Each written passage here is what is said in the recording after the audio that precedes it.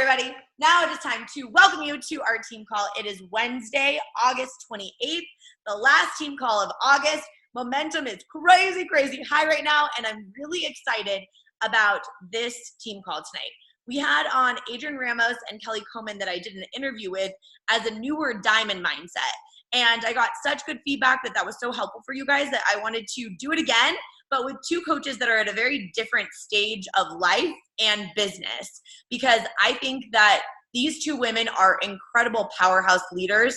They're amazing humans that I admire so freaking much for a multitude of reasons. But what I really wanted to dive into is how they're building this business as moms, especially because both of them have built this business through pregnancies. They have completely different stories, but I really want to hone in on their stories and their background, because remember that knowing other people's stories also helps you build connective tissue with other people that you're talking to. If you can't connect with their story, you can show them through Maggie and Camille's story what's possible. And if you are struggling with juggling multiple things, these women are raising humans and building killer businesses and helping tons of people. So they're so inspiring to me personally as a non-mom.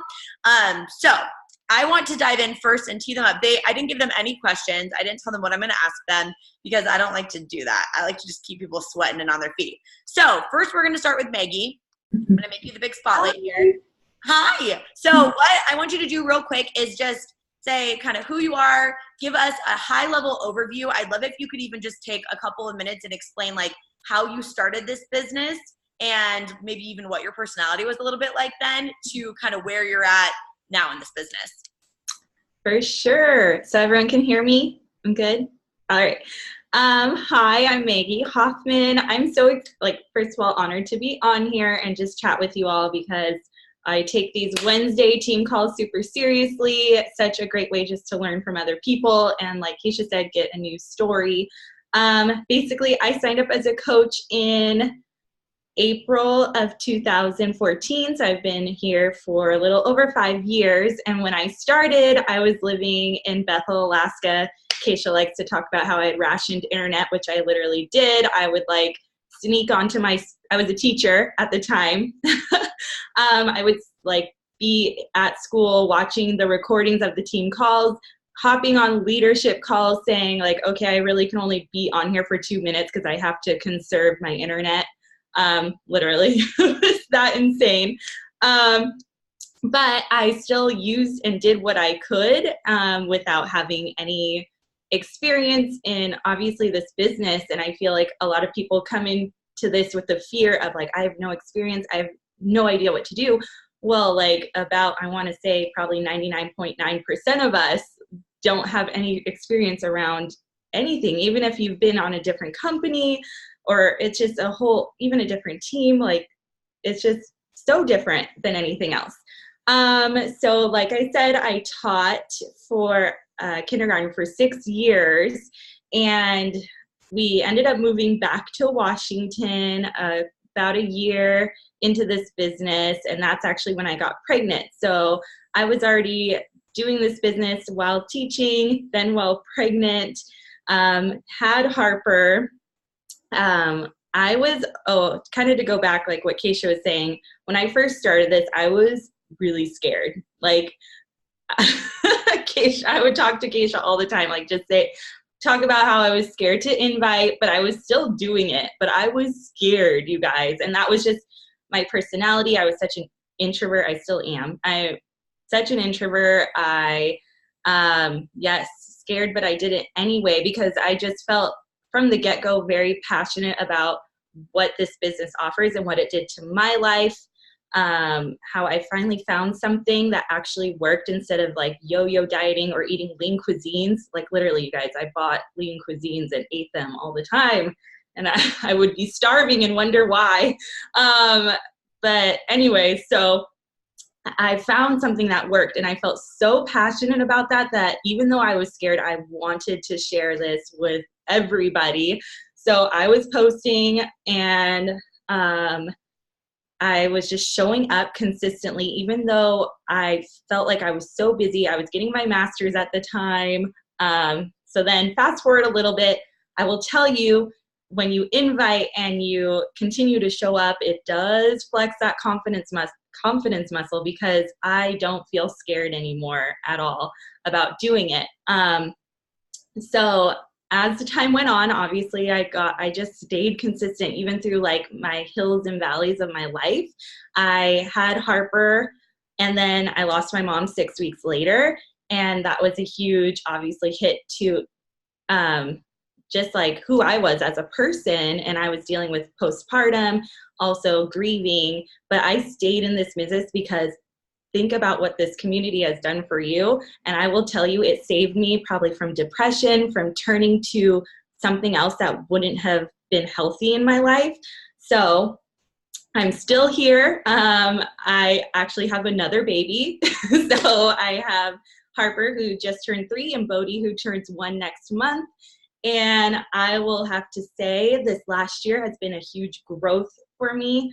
I feel like I was telling Keisha a few weeks ago that I am literally unapologetically me. And Keisha would say, like, after I pushed out that second baby, I was just like, I'm here. Like, I don't care. But I just, you know how we say like, oh, I don't really care what people think of me. But I think deep down I was still a little, caring a little bit about what people thought of me, to be completely honest, because there's just still that like inner mean girl, like, oh, who's going to say something, But I don't know, after having Bodhi, and I was like, you know what, I'm doing this for my family. I'm providing an income, like this is huge, but that income also represents the impact that I'm making. So I was just like, I'm going to go all in. And I've never felt better about my business this last year because I feel so authentic. I feel so excited about the women who I'm helping because since I'm being so authentic on social media, I feel like the women who I'm attracting are the women I really want to work with. And obviously a lot of them are moms, not all of them, but a lot of them are moms. And that just makes me feel so good. I get chills, like I have chills right now. So is there anything I missed? I love that. I think your story is so powerful too, because there's a lot of takeaways there of just starting really scared. Your first year, I remember how many times that you had messaged me that you weren't sure if you could do this, but you stayed consistent with those tiny little things, which I feel, and I know you would echo this, helped you really build that confidence where it wasn't massive. Maggie wasn't like hitting 800 million Success Club points and like doing this crazy stuff. She was just so steadfast that every single time that she showed up, it was building this confidence. And then, yeah, I do think after you had your second baby, all of a sudden, if you connect with her on Instagram, she is just like totally herself, which just shows the people that she's attracting now and what this business has helped you create this like powerhouse Maggie version of yourself. And I think that's such a testimony. You're an introvert and you're soft-spoken, but like you're so weird and you're so yourself now. And I love that. And I admire it so much. So you're amazing. Okay, Camille, let's give an overview to them of kind of your story and how you started. Yes. Okay. So like Maggie, obviously, because I'm on this call with her, I am a mom. I started my journey with Beachbody in September of 2015. After baby number 2. Liam was 9 months at the time. So Josiah was 2. Liam was 9 months. And after my firstborn, I had no problem losing the weight and running. It was like bam, bam, bam. And it was like, it came off really easy, which was really obnoxious for a lot of people, but that's just how it was. And then Liam happened and it was like, no, it did not happen. And it was really frustrating because I couldn't find the time to go running, especially with 2 kids and like life was crazy. I was working very, very full time as a radio promotions and marketing director for radio stations here. And I was getting ready to take in Seattle and I was getting ready to take on the marketing team in Austin. So my time was very, very divided. My husband's in the military and at the time he was commuting 2+ hours each way. So literally he would be up at 4 a.m. and not get home until like nearly 7. And it would be 20 minutes with him and the kids. And then they'd go to bed. It was really hard. So I felt like I was living single mom life, working my tush off at work and then bringing work home with me and doing it after the babies were in bed. I mean, it was just exhausting. And so there was no time for me is how I felt. Like we literally gave up our gym membership because we weren't using it. And so I just felt really depleted because it's never been my story. I've always been an active athlete. So I felt really, really lost after baby number 2. And Keisha and I knew each other from before. And I had seen her on social media and I was like, she's totally like digging this at home thing. So like, I'm just going to ask her about it. And so instantly she responded to me and she started giving me these messages of examples of other moms who have done it and been successful, and instantly threw the business opportunity at me and was like, oh my gosh, they're making this work and look how they're home with their families and da-da-da-da-da. And I'm like, whoa, woman, like, whoa. And so I was like, okay, well, what do I have to lose? I'm going to give it a go. So I jumped in September 2015 as a coach right out the gate because like, hi, who doesn't want the discount? And I had done like Mary Kay before. And so I was like, I kind of got the business side. Like I can figure it out if I really want to do this at some point. So I jumped in and committed. Like I told my husband, like, okay, I'm going all in. I'm going to use these little container things. I don't know what the heck I'm doing, but we're going to give it a go. Everyone at work thought I was kind of crazy bringing my stuff in, but I did it and I had amazing results, you guys. So Liam was literally 9 months. And that was September. In January, I was pregnant with number 3. So it's like, oh, I guess it worked. I was feeling really, really good. So I got pregnant with Eleanor, and obviously that could have been a great opportunity for me to like stop, you know, and I was like, no, I feel so amazing and so incredible. And so I stayed with it through my 3rd pregnancy. So which I love is like every single one of my pregnancies are so different because Josiah, I was like terrified to work out like past 16 weeks just because I wasn't like educated. Like I didn't know, right? Like when you have a newborn, you don't know. And then with Liam, I was like, oh, I can go a little further along. And then after he was 9 months outside the womb, I like got back into it. And then with Eleanor, I was gung-ho the whole time. And it made labor and all that stuff so much easier. But along with my fitness journey, I was realizing what it was doing for me internally and for our marriage and for my confidence. And so I was like, okay, I signed up as this coach thing. Like maybe I should actually like try to help some people with it, because so many people were saying, whoa, you look incredible, what are you doing? And so I was one of those slower start people. Like it probably took me 4 or 5 months before I was like, okay, yeah, I'll give this a go. And once I did, it was like, oh, this is fun. Like I can totally run with this and I can do this. And then the long-term vision started coming out where I have 3 kids now, or I'm going to have 3 kids. And it was already hard enough going back to work the second time on my maternity leave. And I was like, I know how I'm going to feel on my 3rd maternity leave. And like, I'm already feeling like single mom life. This is going to be really, really hard. So the 2016 spring, I'm like, you know, halfway out here. And I'm like, I have to figure this out. I have to figure out a change. 60 hours a week at home. The ideas of traveling with a newborn is just going to be crazy to me. I have to figure this out. And so that's when I just started to go all in and gave it a go. And I stuck with it through my corporate job. You know, I had Eleanor, and through that whole year, I just stuck with it, and it worked my lunch breaks. And I would tell Keisha, like, I have to go to my car, and I literally have to like drive off campus because people will be like knocking on my window for questions. And I'm like, just give me 40 minutes. And I literally would take my phone and a sticky list, and I would just go and do my thing and come back. And then we got to the point that it was so hard with 3 kids and my husband's commute. It was eating at him. It was eating at our family. Like we were at a point that it was like, we need to make a change. And if not for this community and for the personal development that I dove into, I don't think I would have had the guts to step up and say, we're making that change.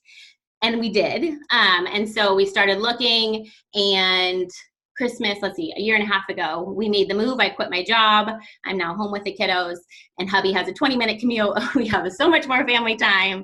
And it's like the most tremendous blessing ever. There was a lot of challenge with it, and it took me a solid 6 months after that. Cause like I had that idea of, oh, I'm going to go full time. I'm going to have so much time to do this, work this business, you know, and be like all the other gals who are having success working from home.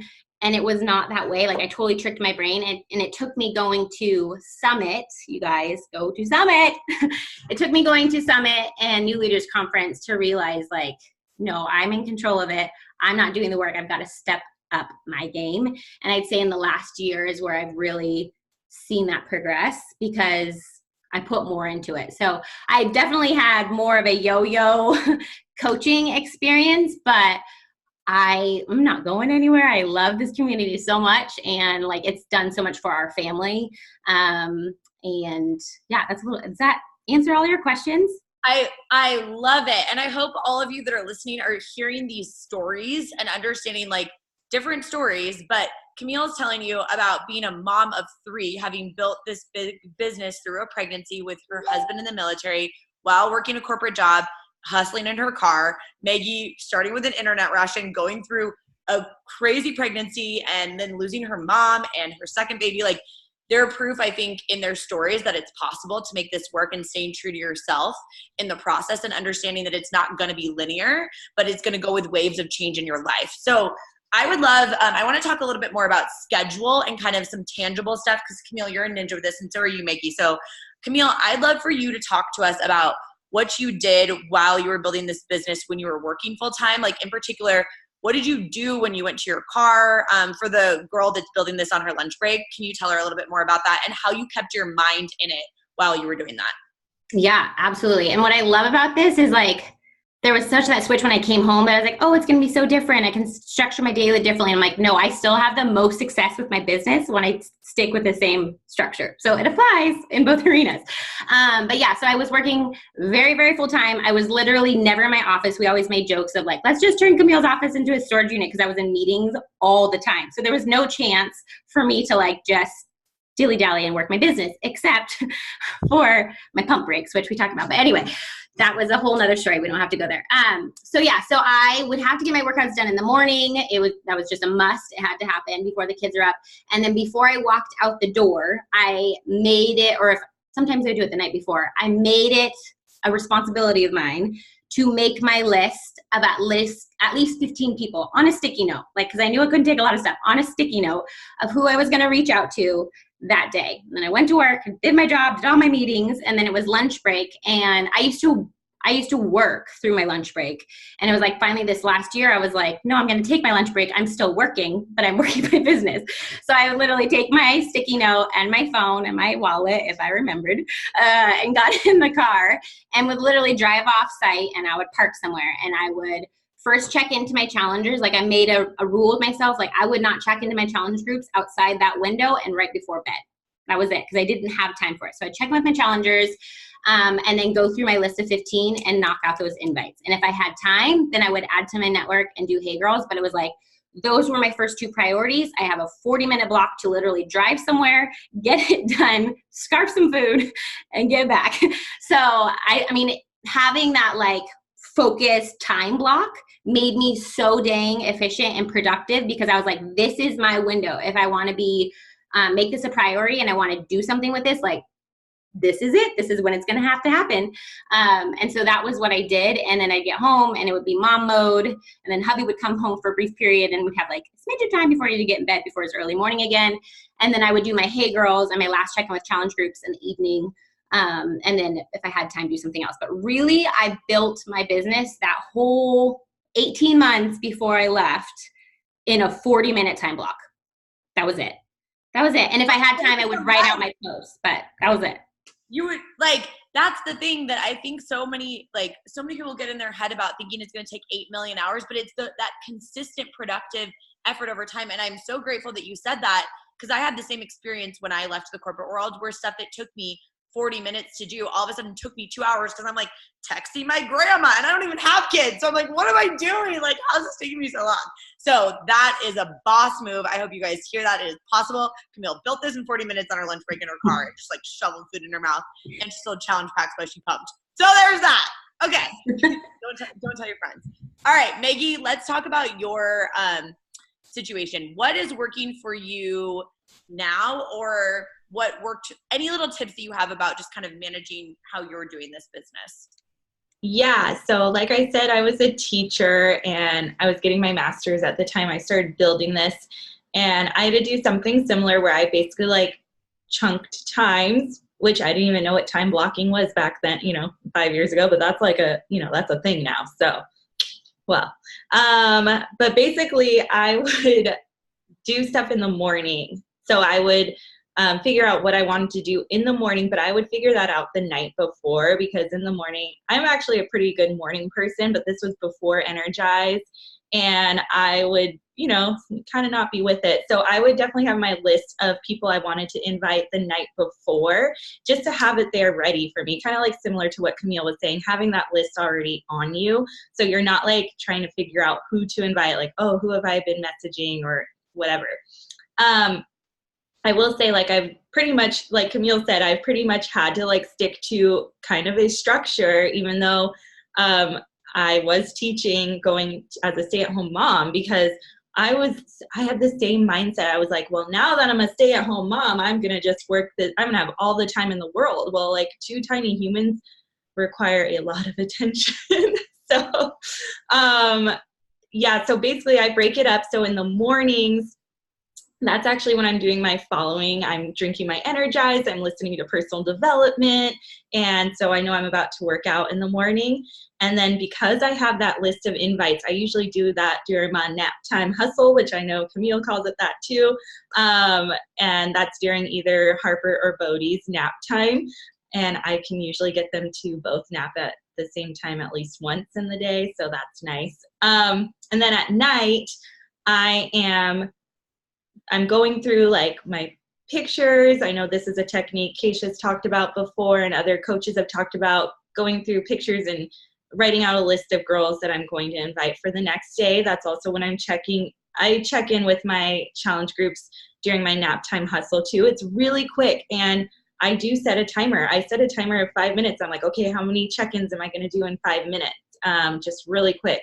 And then at night, I have a little bit of extra wiggle room to be able to check in, but I always do make sure I have that unplugged time, of course, at the end of the night too.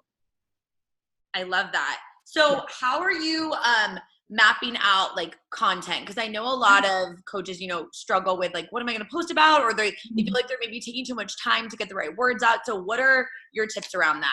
Yeah, I forgot to mention that. I do that on the weekends. I'll kind of map out, I know I'm going to do something mom related. I know I'm going to probably do something that I've heard on a podcast. And I know that I'm obviously going to do something that's about filling my cup. So I just kind of like have a skeleton plan. And if I come up with some content, obviously I will jot that into my note section. And yeah, and then obviously other stuff comes up during the week, but at least you know that you're going to have 3 solid things. At least this is what I do. I know people do more than that, but I at least know I'm going to have 3 really solid posts for the week. So good. Okay. Love that. Any, Camille, what about you in terms of content? Like any tips that you have also?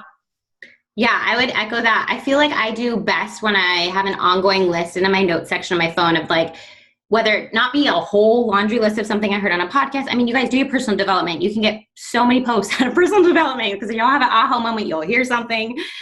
Believe me, do your personal development for multiple reasons. But yeah, I just keep a note section open and just write phrases that I hear, and then I'll build from that. Or sometimes like I've learned, this is a recent discovery, I have learned that I will have like these amazing aha moments for posts right before bed. And then I'm like, oh, I don't want, because my hubby's already asleep. And I'm like, I don't want to disturb him, so I'm not going to worry about it. I'll remember. I'll get to it in the morning. Are you kidding me? I do not remember. So it's like, I just need to take my moment to go to the other room and just like write down, like jot just down a sentence or something so that you can like pull it up the next day. But I just feel like there's so much to that of just little teeny phrases. You don't have to write it all out at the time, but little teeny phrases that stick with you.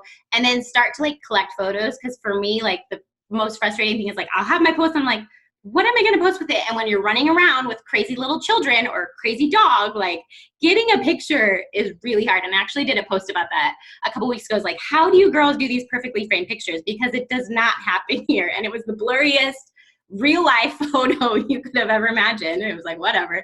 But yeah, so just like kind of getting a collection of photos that you can keep over time to just like plop in with a post is just so helpful. Like I did a post the other day of a picture like weeks ago. So until you get a hairdo, and then that screws everything up. I learned that too, but It's so helpful for people to hear you say that too, because I think a lot of people do struggle with that matching content to a picture. But I also think that things are moving in a direction where like people don't want these like carefully curated pictures. It's like so overdone, especially when your target market is moms. Like moms are like, I don't have time to go hold up a peace sign in front of a wall with my like stilettos on. Like what is that?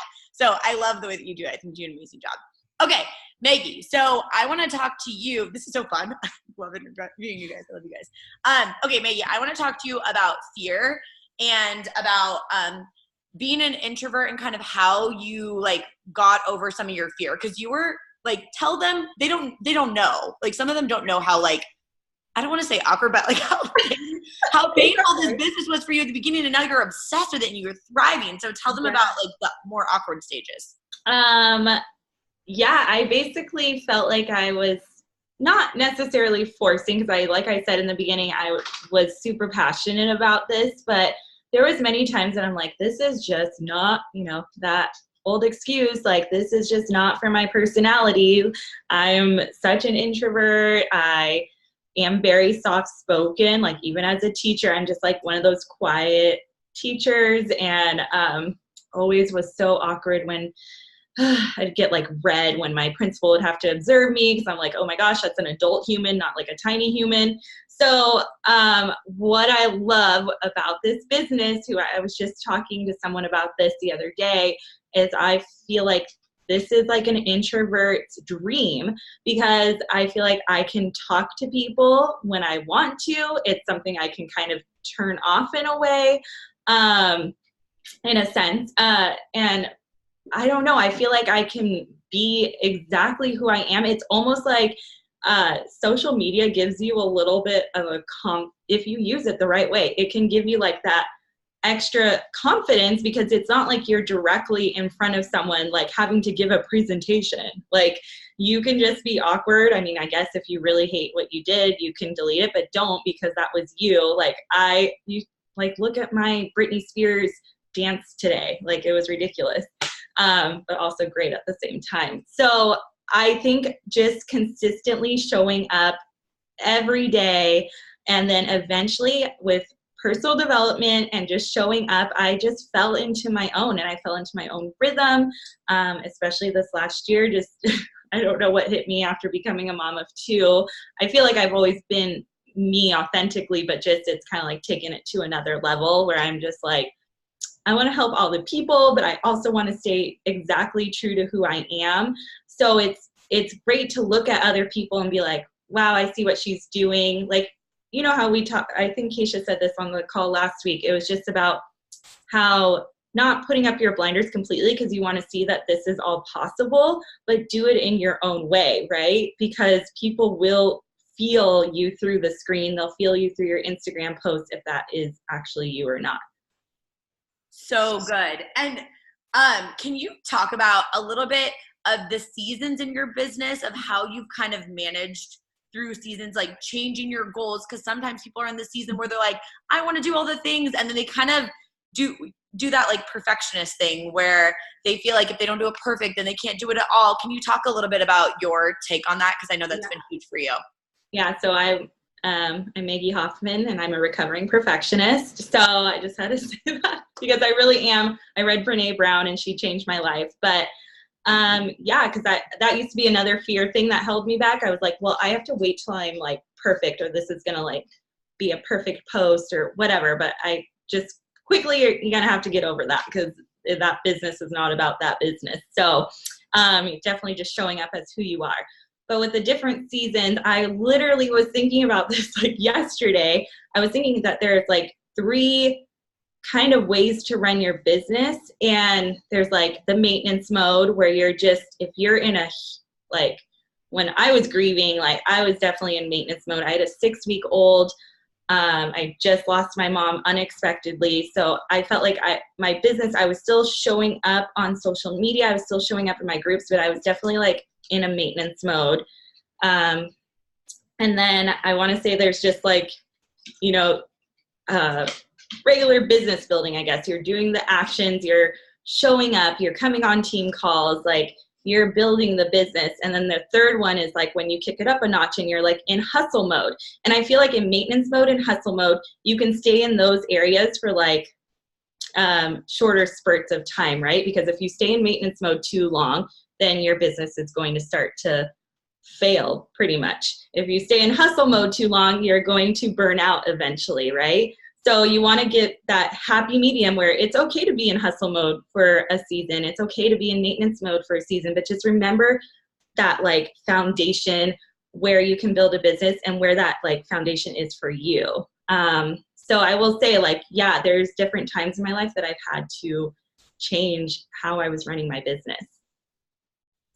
So good. Oh, thank you so much. Okay, I love that. All right, Camille. So question for you. Uh-oh. I muted myself. I went to mute Maggie and I muted myself. Sorry. Question for you. What type of advice would you give to someone listening to this that is getting that fire of how they can kind of like elevate and still stay in their own lane without worrying about what everyone else is doing? Because I feel like that's something that you've gone through these different seasons where you're like, I'm go mode, let's go, blinders on, but like dancing that dance. Can you talk a little bit about that feeling and any advice you have for a coach wanting to level up right now? Yeah, I really had to go through this like aha moment after I left the corporate world and then was doing this full time. And I expected it to like be easy peasy and have all this time. And I still wasn't having the same results as I was looking at other people on this team. And I don't know for how long I was like comparing apples to oranges, right? I don't know how long I was doing that, but all of a sudden I just had, I think it was New Leaders Conference. I had this like aha moment where I was like, none of their lives are like mine. My life is not like theirs. Like there's literally no other person on the team who's doing this full time now, like I am, that has the same life. And like, that's a good thing. It shows that it can work for so many people, but it's also like a ding dong, like don't try and go duplicate what they're doing because you're not the same. It's not going to work. It's not going to work. And so I really had to have this moment of like, what the heck was I doing? And so I will go look to people for like encouragement and like inspiration and everything, but knowing that like that is their arena, whatever they're doing. And this is my arena over here. And they're different. Like there might be similar pieces of our message. Like maybe it's a confidence thing. Like anyone can be struggling with confidence or mindset, but like how I'm addressing it as a mom is going to be different than someone who is single with no kids or, you know, like it's way, way different. So I just had to have this moment of not completely put my blinders on, but like feel confident and satisfied and content with being in my lane. And my lane is a good lane. It's a good lane. I might be moving slower than someone who's like, you know, going 100 down the freeway, but I have a good lane and I have a lot of people who are comfortable in my lane and I need to focus on them. So I had to have this moment of like, forget it, like do you, be you. And I think for me, that was the most freeing, like moment ever. I don't know if that answers your question entirely. It's so good. And you have a really awesome lane, Camille. Your lane is just like full of like, let's go mom mode. And I freaking love you. And I love your lane. Okay. Maggie, question for you. I like hopping back and forth. It just keeps everyone, including me, because I keep muting myself. Okay.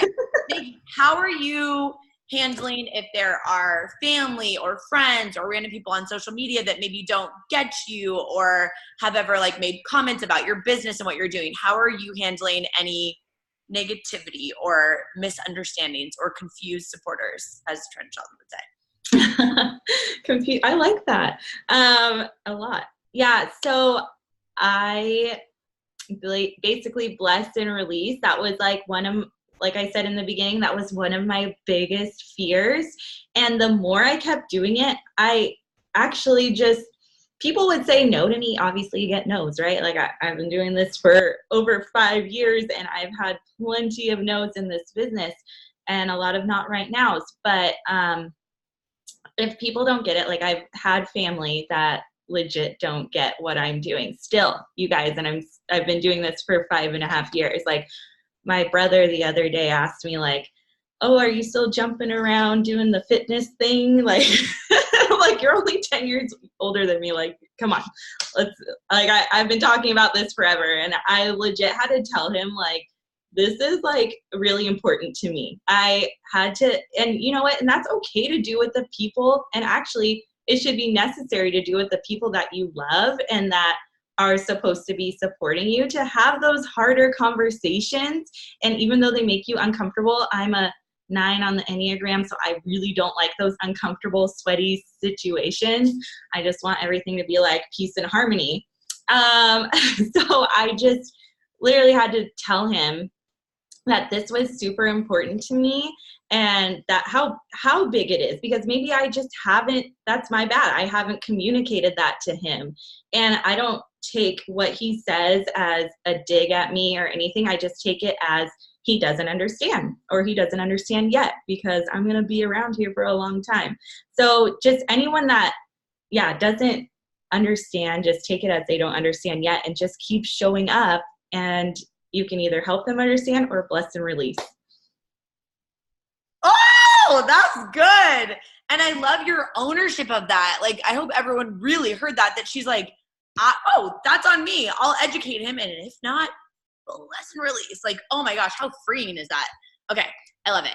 All right, Camille, I would love to hear your take on a newer coach who is scared to start. Like, any advice that you would give to like a very new coach that's like, oh, like, I'm so scared to post on social media. I'm scared of what people think about me. I'm scared that I don't have anything like to talk about. Just, she's like freaking out, like peeing her pants right now. Talk to her. Yeah. I think don't pee your pants. Don't do that. Done that too many times myself. So I would probably start by saying, I think I heard it. I don't even know when I heard it. But as soon as someone said, like, use social media as your own accountability tracker, right? Like, don't think about who's viewing it. Use it for yourself with your personal development, with your workouts, and just kind of like what you're growing through. And for some reason, like putting that curtain down of like not thinking about what are other people going to see just kind of gave me that like barrier I needed to be so authentically me and be open about maybe like what I'm struggling with or what I'm growing with or like what I've discovered, because it was just for me, right? Like, and I've had so many people mention like, and tons of you probably had too, like, oh my gosh, I love your posts. They're so inspirational. Like, and I'm like, great. I'm just trying to share my story because it's for me, you know, like it's kind of like my own diary.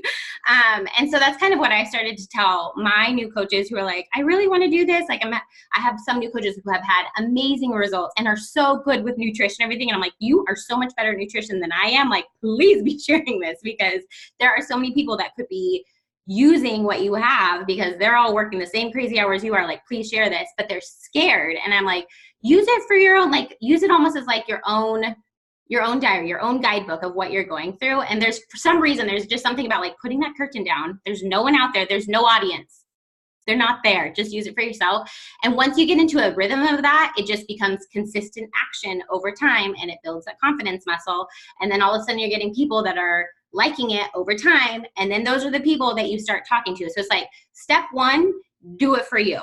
Like, just create it for yourself.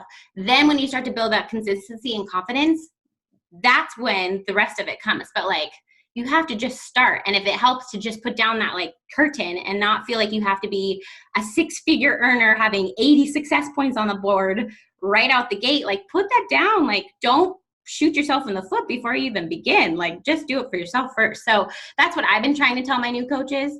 And for some reason, like just having that visual of like, there's no audience, they're not there yet, has helped. So that's my tips right out the gate.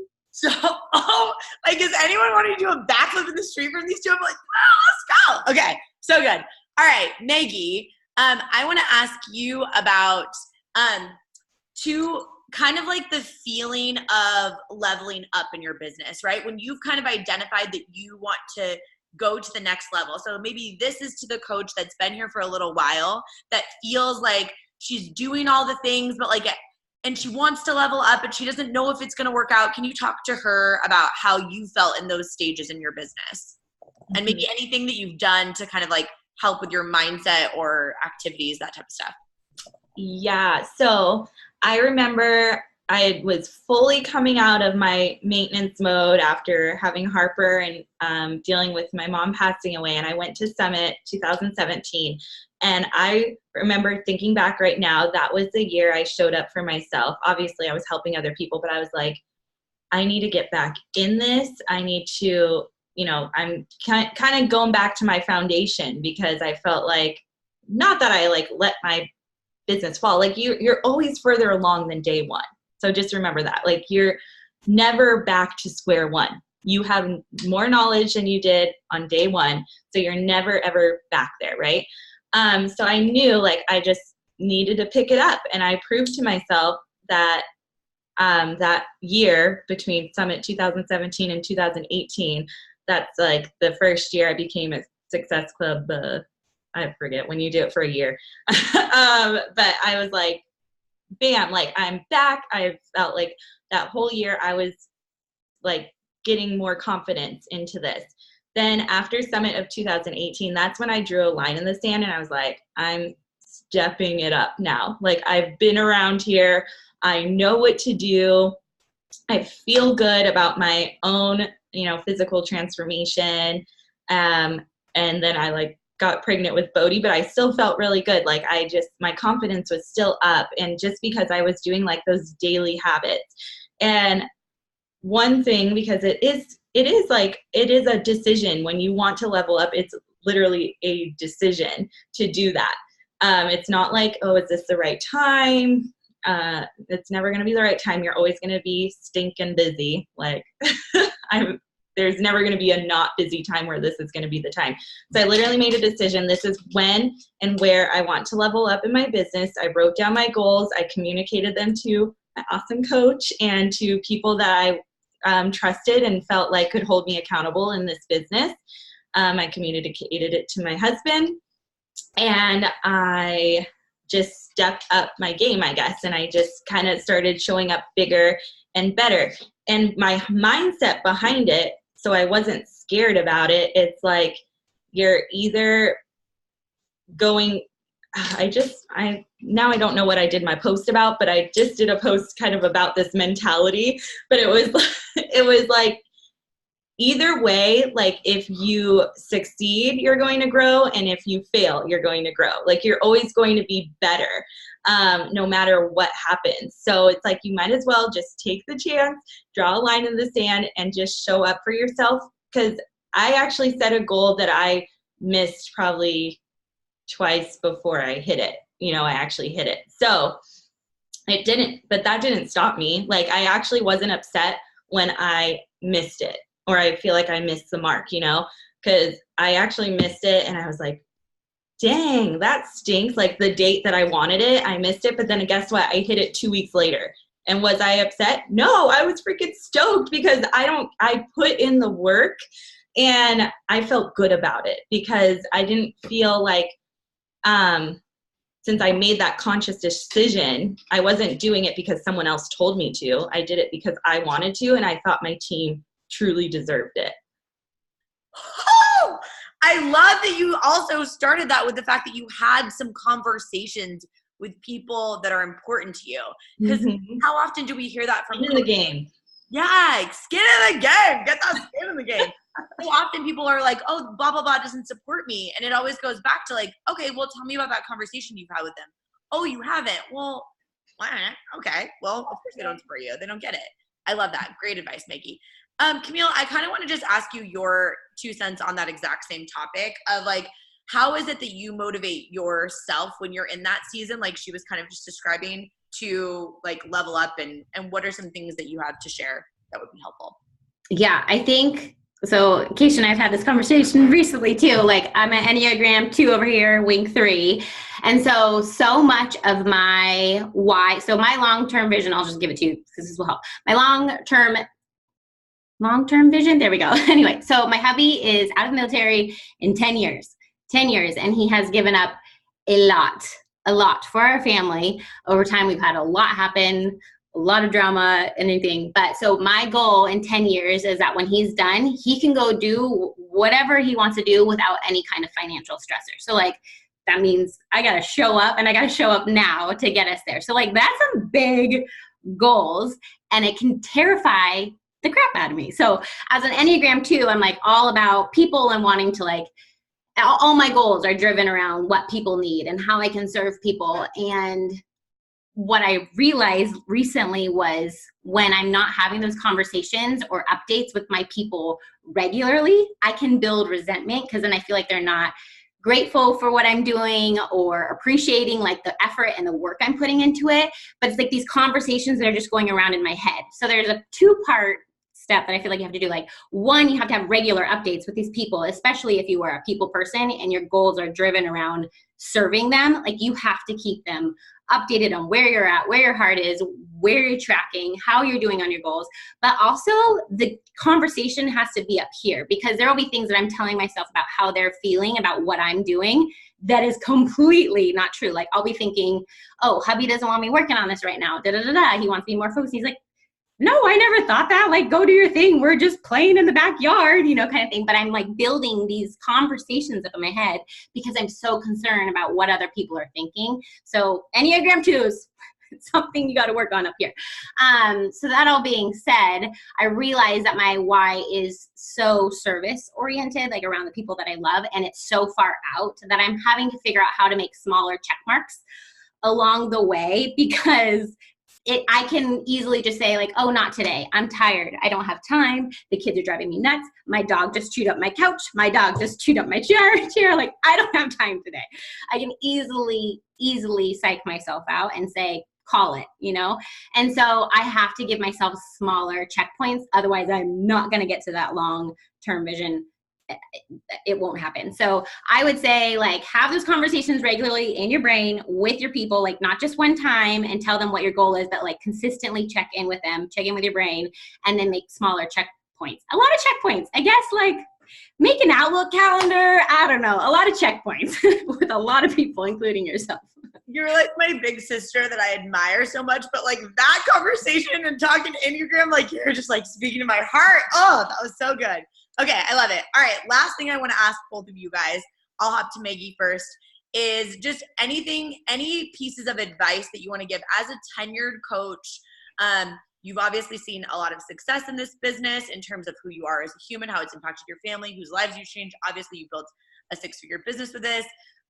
Any advice that you want to share? And then also any personal development recommendations, Camille, you're gonna have the same question, that like you feel have been helpful for you and why, to kind of tie this thing up. Big question. I said it long to give you time to think, because like you're raising 2 humans, so I know your brain is going like 800 miles. That's why I drug the question. Brain, yeah, it's real. No, for sure. I think my biggest advice is just to be consistent, because that's like the only way that I've successfully built this business over time. And it's that whole like start-stop mentality, or like, like kind of Camille just said, it's like you feel like you want to make those excuses that, I'm too tired to kind of show up, but literally if you didn't show up to your job, that you really would get fired. So if this means so much to you, and like you actually have these goals to build a business, then it's important to show up not only for yourself, but for the people that are counting on you. Because if you show up on Instagram and you're being inspirational, and that audience is looking for you to show up again. Like I didn't do a morning kitchen dance party. Like I think it was 3 days I didn't do it, and people were asking me if I was okay. Like, are you sick? Like, but I was like, sorry, I'll do it tomorrow. But literally show up because people are watching you. And I have people that I watch that are inspiring me for other reasons other than like Beachbody. You don't know if that person needs this just because they're a mom that's struggling and they just need to see your post. And eventually maybe they will join your group, or maybe they won't. But you're here on this team for a reason. Like I truly believe that. And you showing up is going to show other people that it's possible. The second part of that question, Keisha? Love your answer. Personal development, any recommendations that would be helpful, in particular the perfectionism ones for the people that struggle with that, since I don't, obviously. Yeah. Brene Brown for sure. I forget her newest one that I'm reading, because I really just forget names of books, but anything by Brene Brown I would say would appeal to the perfectionism. Dare to Lead is really good. There's another one that what was that one perfectionist, like Recovering Perfectionist book or something that you we'll post it in the team page, because I know you have like a lot of books around that you've read, so we'll find that. Yes. Yeah, there's a bunch. So I'll post some about Brene Brown, because she's like a recovering perfectionist, and there's a lot to that too, because actually I've learned that that's kind of like an addictive behavior, like to be perfect, like that is. So there's a lot to work on. If you do struggle with that, it's really freeing once you actually address that in yourself. Another one that, okay, my husband and I are reading or listening to this now, but the Rise Together podcast, I would say get on board. Please, please, please, if you have a spouse, a husband, please listen to episode 2 as soon as possible with them. Like just hope you can do that because it was a ton of aha moments. Episode 2 of Rise Together podcast. I loved that. And with your spouse. Yes, Maggie, you're amazing. Thank you so much. Okay, Camille, last little tidbit. Any advice that you want to give to any coach, regardless of stage in the business, and then any personal development recommendations you have? Yeah. So I think Keisha mentioned it last week. So I had this aha moment.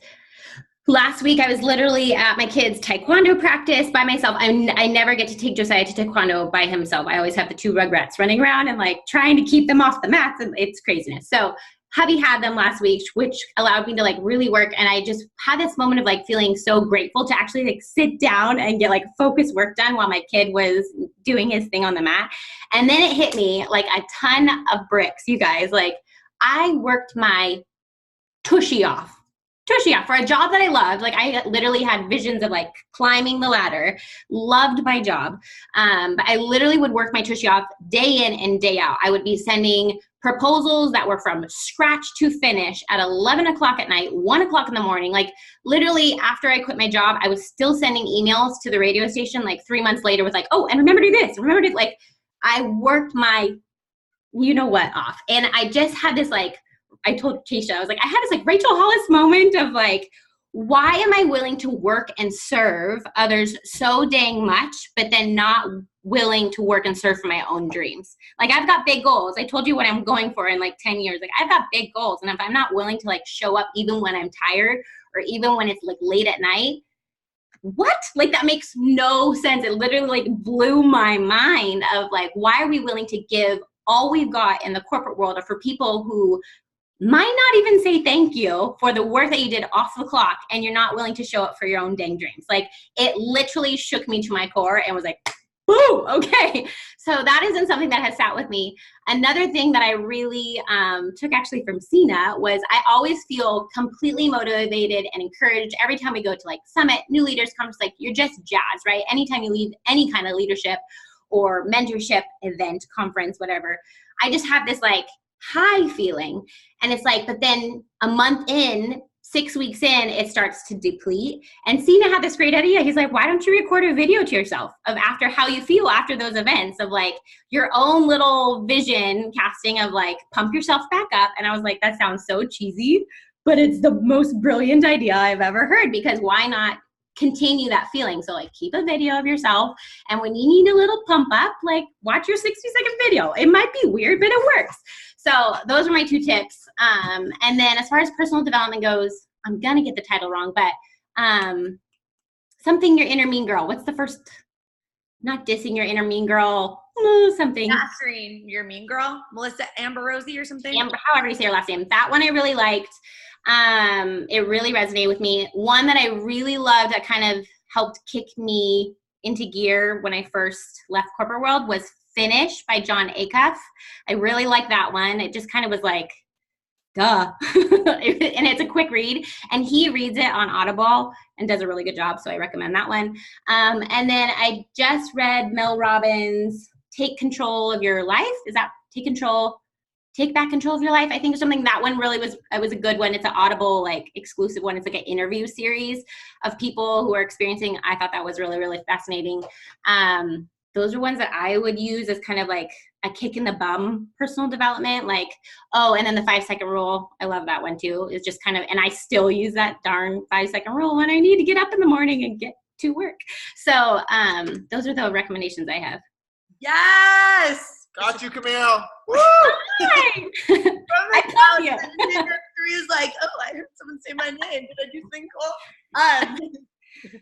Anyways, Maggie, Camille, let's blow up the chat for them. You guys, so amazing. I'm going to post the little graphic that I was posting on the team page, and let's give them some love. You two are phenomenal coaches, humans, moms. Like, you're my inspiration in so many ways. I literally just adore you both so much. Thank you for dropping so much knowledge, and like, I'm just obsessed with you guys. So thank you so much. Thank you guys for being on live. I'll get this recording posted in the team page, and I will see you guys all in there. Have a good rest of your night. Thank you guys so much.